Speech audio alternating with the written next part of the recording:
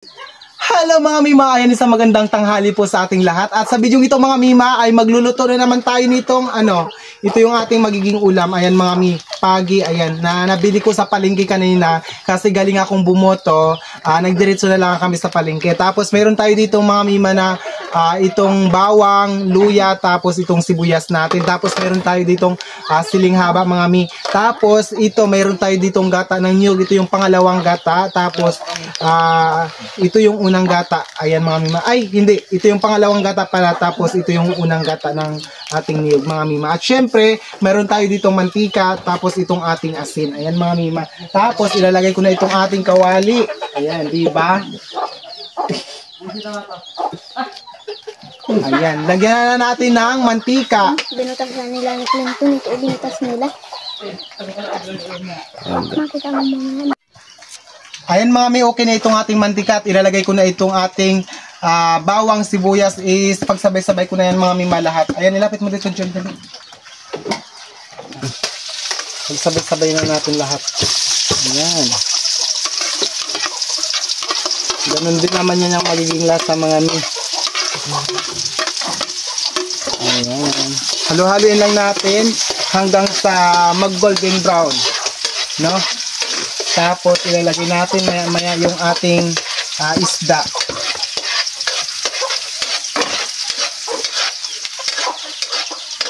Ayan mga mima, okay na to at ilalagay na natin itong ating isda. Ayan, ilapit mo dito sila.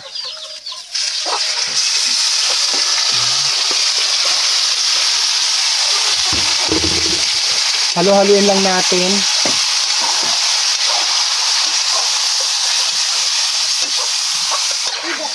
Tapos, ilalagay na natin agad itong ating pangalawang gata ng niyog mga mima.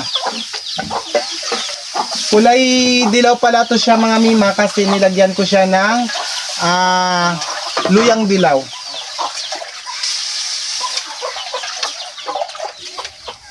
Papakuluan ko lang ito muna mga mima tapos mamaya pag medyo luto na siya durog-durugin natin. Ayan, takpan ko lang to. So ayan mga mima, pinagpapawisan na ako at dinudurog-durog ko lang itong ating isda. Siya nga pala mga mi, shout out sa mga family Urbano at family Panulin. Ayan, shout out sa inyo dyan mga mima. At syempre, shout out din sa mga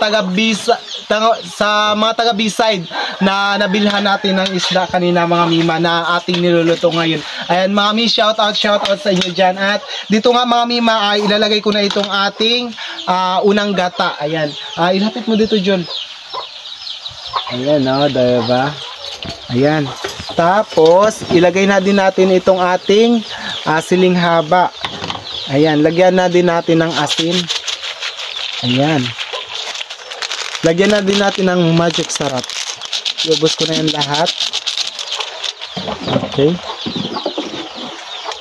Halo-haloin lang natin mga mi. Ayan, diba? Patutuyuan ko siya ng gata. Ang tawag sa amin sa luto na to ay sinagol ulit. Ayan, sinagol tayo mga mima, sinagol. Ayan. So ayun mga mima, okay na itong ating ulam. Ayan, ipakita mo sa kinala dito Joel, ilapit mo. Ayan, para magpapaalam na tayo. Ayan, o diba? Ang sarap ng ating ulam. Okay na yan, ilapit mo, ilay mo na doon.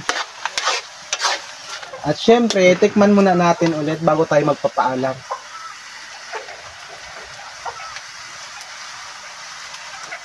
Masarap talaga. So yun lang mga mima.